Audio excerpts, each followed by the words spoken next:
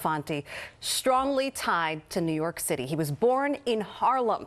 He landed significant roles in the New York theater world and performed gigs at the Village Vanguard. He would meet up with Duke Ellington or Count Basie at the Apollo after Sunday Mass. Reaction to this trailblazer's death is pouring in, as you would imagine. Eyewitness News reporter Kemberly Richardson continues our breaking coverage. She is live right outside Harry Belafonte's home on the Upper West Side. Kim?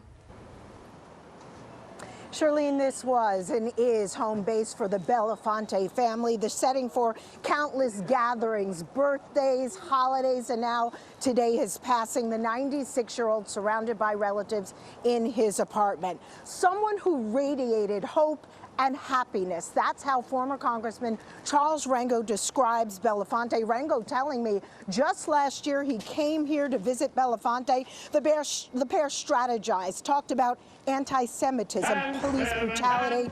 Mr. Belafonte very much still plugged into and passionate about issues he deeply cared about.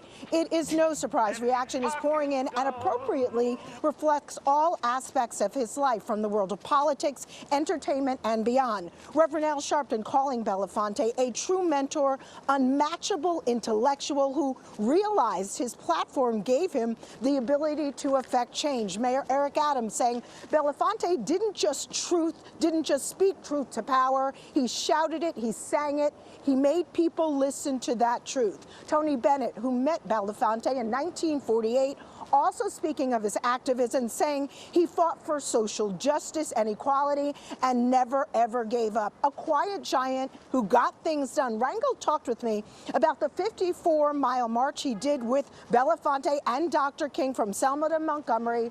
Take a listen. He was just one dynamic, selfless person that never sought the cameras, but always wanted the right thing done. We will miss him, whether it was big or small, whether the crowd was known or unknown. The heartbeat of Harry Belafonte was felt by everybody.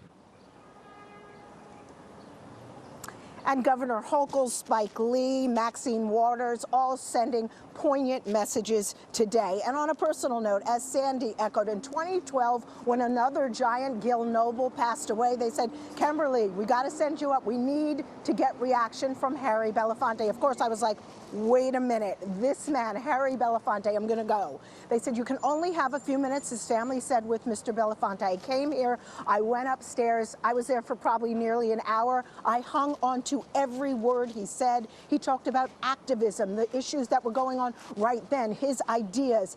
Fascinating man. It's a time I will always cherish and never forget.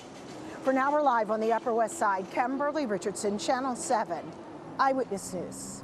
What an amazing moment with the giant. Thank you for sharing that, Kim. Oh, wow. Well, reaction, as you would imagine, is pouring in from all over about Belafonte's death. His daughter, Gina Belafonte, posting a photo of both of them on Instagram and simply writing, "Love you, Dad." She and her father were co-founders of the social justice organization Sankofa. It focuses on addressing systemic violence, over-incarceration, and income disparity. They also brought together artists to speak out about injustices. Yeah, he touched so many lives, and many of his friends and admirers are remembering the actor, activist, and singer. Spike Lee sharing a photo of the two together on Instagram, the director writing, "May God have my dear friend Harry Belafonte at a peaceful rest. We are losing our giants left and right. We have to celebrate our elders while they are with us." The two most recently worked together on Lee's 2018 film Black Klansman.